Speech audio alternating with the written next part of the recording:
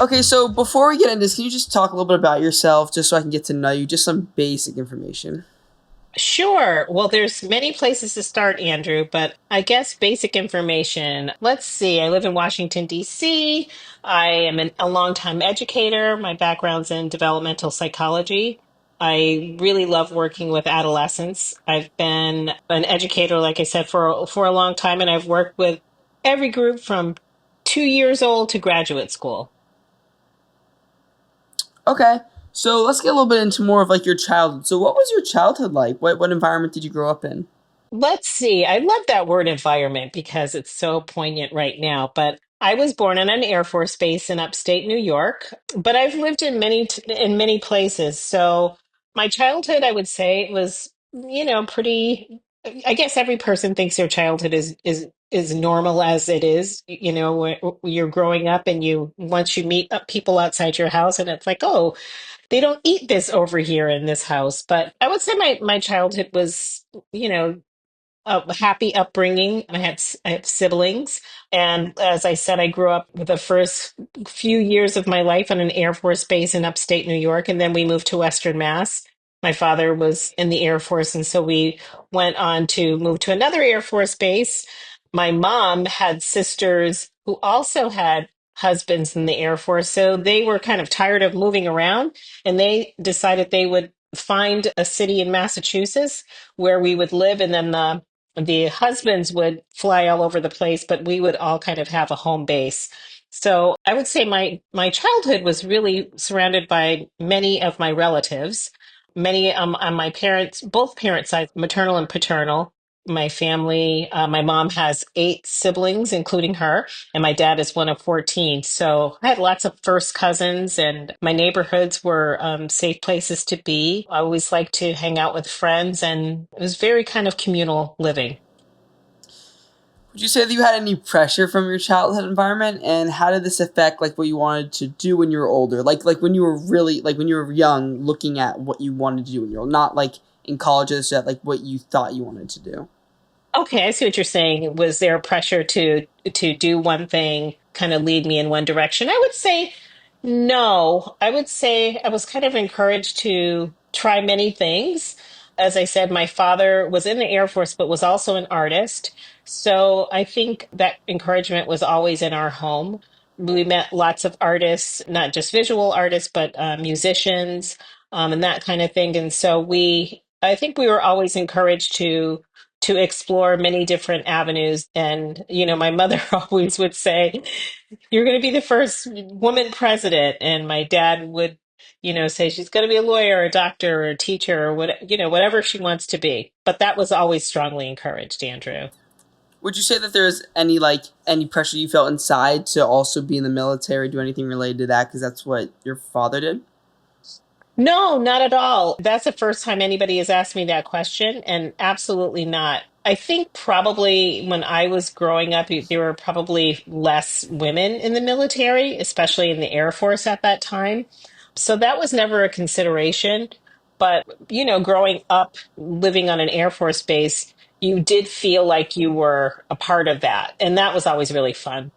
Would you say that because there's not, would you can say that there's not a lot of women in certain jobs, just certain career paths? Would you say that that kind of limited your thinking of what you want to do when you're older? Did that have any effect on your thinking of your career paths you wanted to take? No, because my father was a big proponent of really women's rights and encouraging us to do all kinds of things. I can remember, I wasn't the girl who hung around in the kitchen with my mom, but my dad would always, say, you need to know how to change a tire, or you need to know how to, fix things. You need to travel. Not that has a travel has a gender, but my world was very open, and both my parents encouraged me not to focus on gender related roles. Would you say that you were able to form your own perspective of what you wanted to do throughout your high school and after high school and plans for college? Did you say that like you kind of were able to form this perspective on like your future throughout this period, and not necessarily what choices you made, but like did you have an idea of what you wanted to do? Well, I think that's such a great question, Andrew, because really, when I grew up, the first 5 years of my life, it was very kind of insular. And I lived mostly in an African American community. And then there was this busing program. So someone literally came to my school and gave us a piece of paper and said, and when I was in kindergarten, it said, bring this home to your parents. And only a few kids got this piece of paper. So I brought it home. And the next thing I knew, someone was at our home, a superintendent of a school in Longmeadow, Massachusetts, and they were trying to implement a busing program. And eventually I did become a part of this program. So from first grade to 12th grade, I was bused into a predominantly white school. And there were definitely, I would say, ideas about who we were as Black students and what our abilities were. So I actually do recall it having a very kind of dual, a dual existence, if for a lack of better way to explain it. So I would have my family life, the community around me that was really rich with culture and all kinds of things, and then my school life where we'd be bused into the school, and there was definitely some segregation but an idea of what I could and could not do. And I do specifically remember at one point, kids were being invited in to take this kind of career test to see what you could do, and I was encouraged to not go to college, by my counselor. I was encouraged to, they said you could probably become a secretary, and I thought, I'm a horrible typist. I can't even type. But that was what was encouraged, for me to do at that time. And I can just remember feeling that something's really off. And so in me, that really instilled a kind of, competition to show them that I'm actually much more than you think I am. And so there was always, on my parents' side and my family side, the greater network in my home life, that existed, that had, our friends and neighbors were doctors and lawyers and all those kinds of things, and city council members. And then my school life, which was just very minimized. Would you say that, or what advice would you give to any like kids or people in their high school years or young age who feel like they've been put in a situation or been suggested to do a career path that is like minimizing or isn't to their Mhm. true potential or is even just based off of like any ethnic or gender or racial background?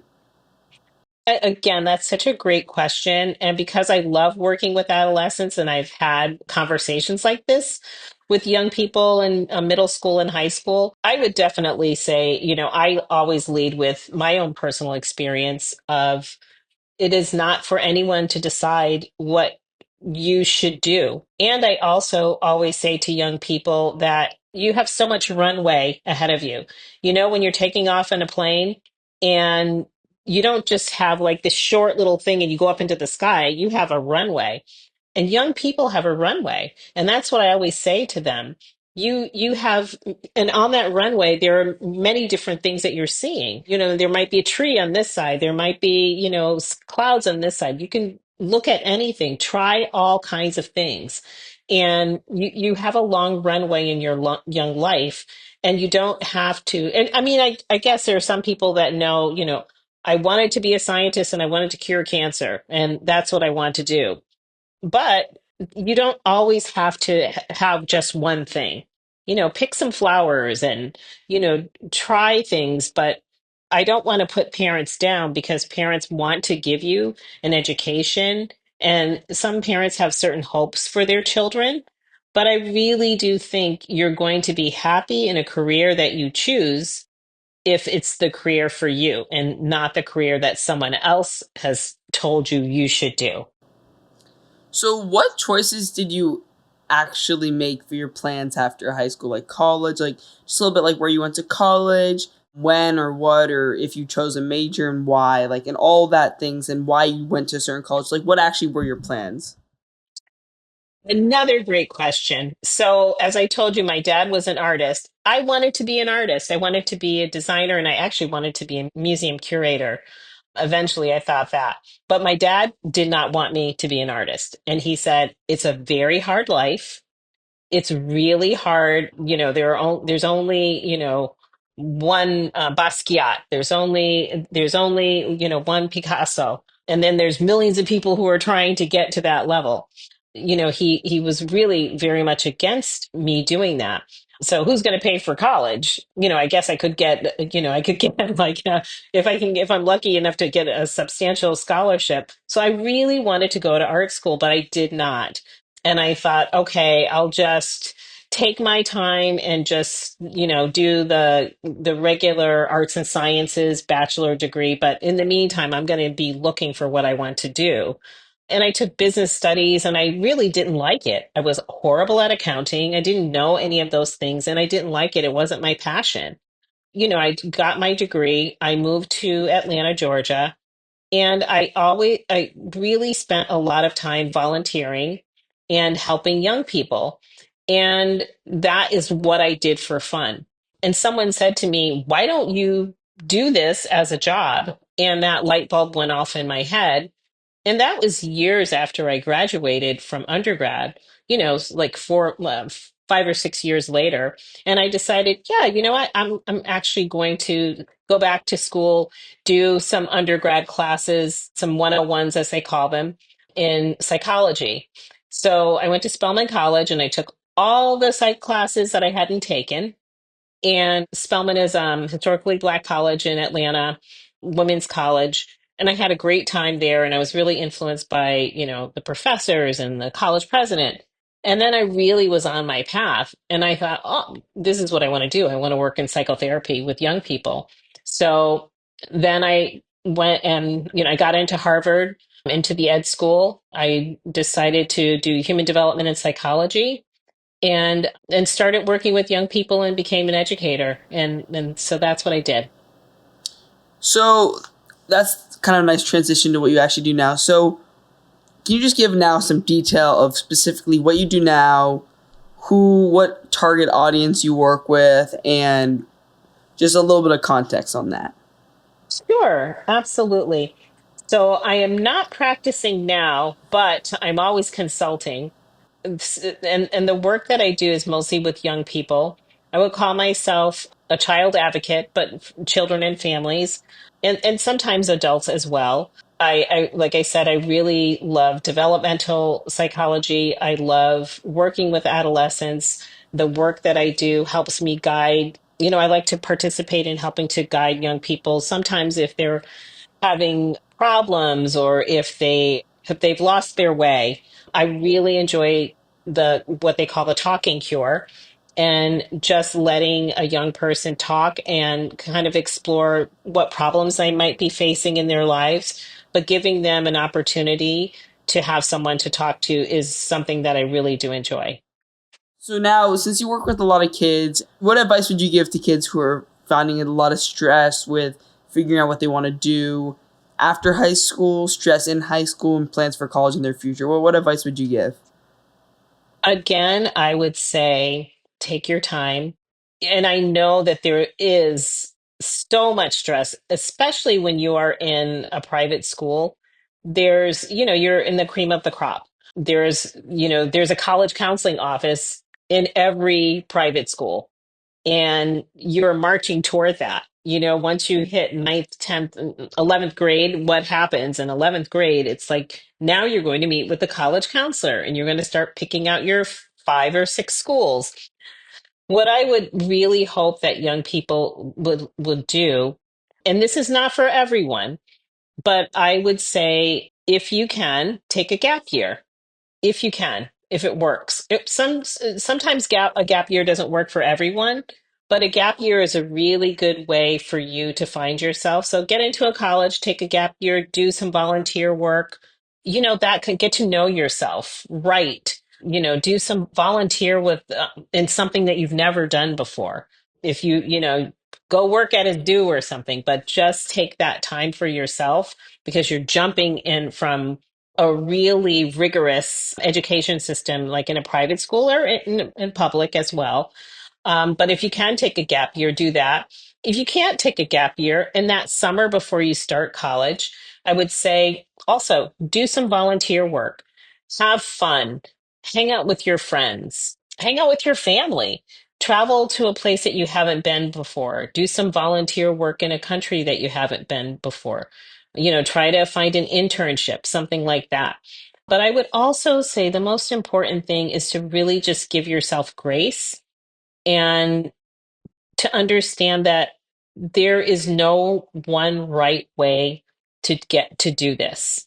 And you might, young people often compare themselves to, this person has gotten into this college and I'm still out here trying, or I'm not really sure what I want to do, but, I'm afraid to say that I don't know what I want to do.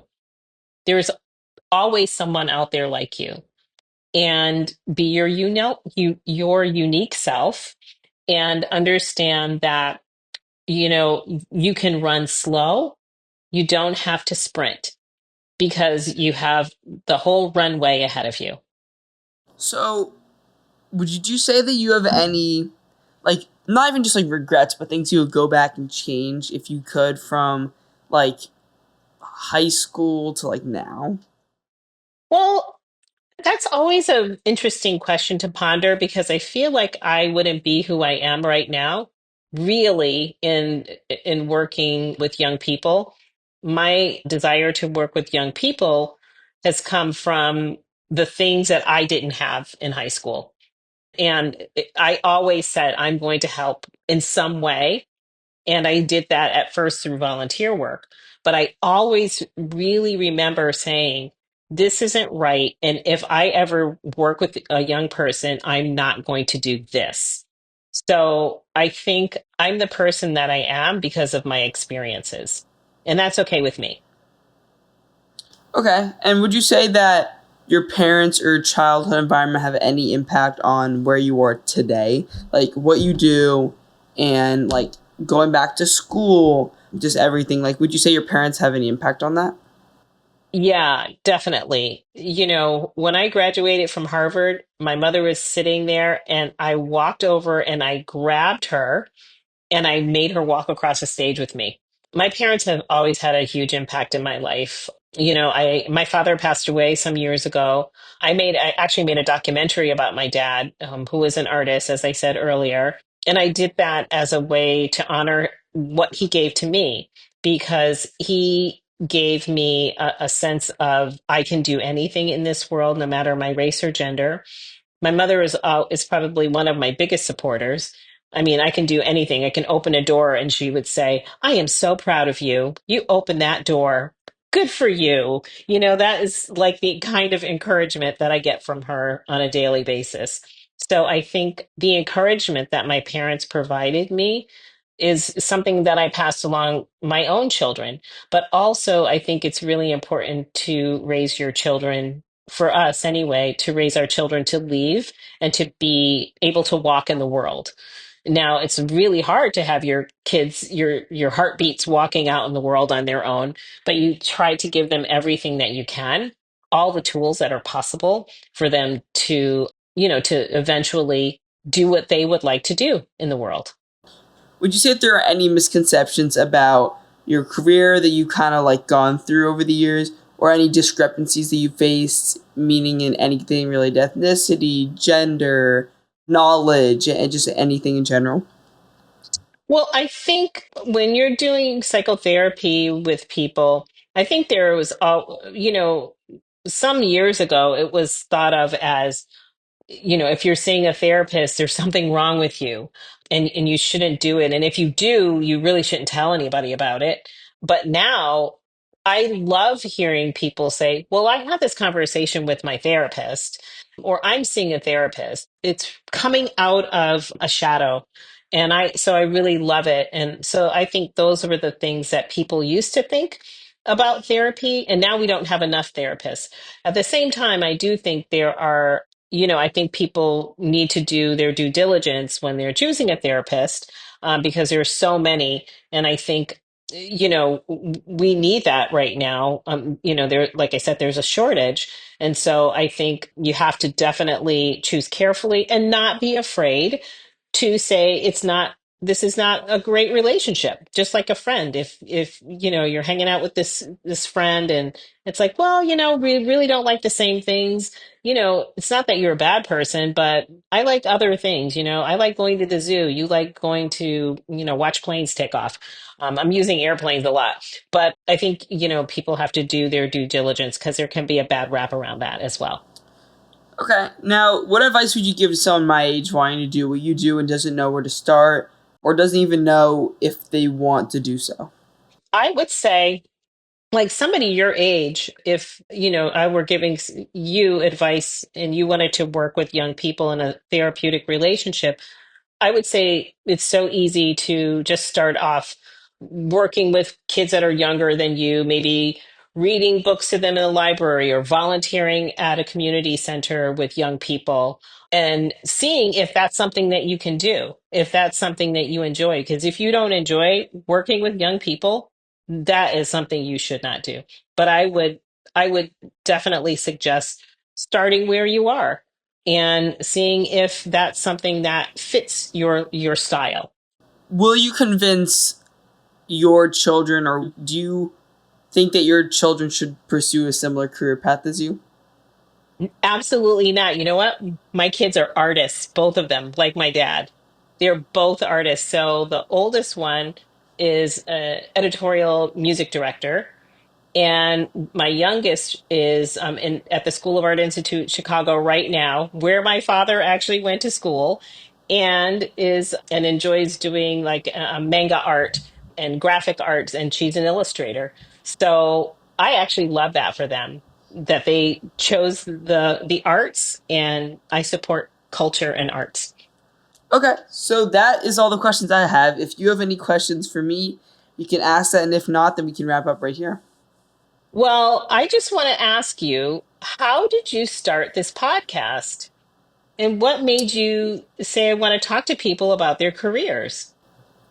Well, this all kind of started like last year. So it was about December. It was actually about this time last year. It was around December last year, and my parents were just asking me about like what do you think that like you want to do after high school, because this is like it was like freshman year, like almost Hmm. halfway through, and my parents just wanted to know like for things over the summer, for certain things, like what are you actually interested in? And I knew that Hmm. I'd been interested in physics before. I mean, I knew that physics and things of like outer space and all that. I knew that astrophysics, all that stuff. I knew that interests me, but I wasn't fully sure. Like I was like there's so many other things I didn't even heard about. And I figured like if Yeah. I don't know, there's got to be so many other people and other kids that like don't know. So I figured Hmm. I might as well just like create a podcast where I can just talk to people about what they do, learn more, and see if it's something worth doing for me, and if there's more advice for because all these people have like already gone through that and already cracked the code, so they know how to do that. Yeah, like people know how to do certain things easier, and so Yeah. it's just like a nice way to figure out all this. So it just kind of stemmed from me like last year. Hmm. Well, you're very good at it, Andrew. And I think you're really good at interviewing people. You have a way of putting your subject at ease.